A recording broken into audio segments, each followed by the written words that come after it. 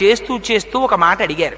శ్రీనివాసుడు అలంకార ప్రియుడు, ఆయనకి నిత్య పుష్ప కైంకర్యం జరగాలి, తులసి కైంకర్యం జరగాలి. కానీ 7 కొండల మీద ఉండేటటువంటి దోమల, ఈగల, పురుగుల, విషక్రిముల భయానికి, చలి భయానికి ఎవ్వరూ వెళ్ళి కొండ మీద ఉండి చెరువు తవ్వి మొక్కలు పెంచి పువ్వులు తీసుకొచ్చి స్వామి కైంకర్యం చెయ్యడం లేదు.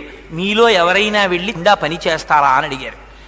ఎవ్వరూ లేవలేదు. అక్కడ చలిగాలికి భయపడి ఒక్కరు మాత్రం పైకి లేచారు. నేను వెడతానన్నారు.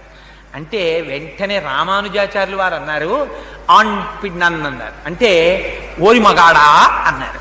అంటే దానికి కూడా తన గురువు గారి పేరైనటువంటి యామనోత్తర అని పేరు పెట్టుకున్నారు. పెట్టుకుని అక్కడ నుంచి పుష్పాలు తెచ్చి వెంకటేశ్వర స్వామి వారికి సమర్పించేవారు.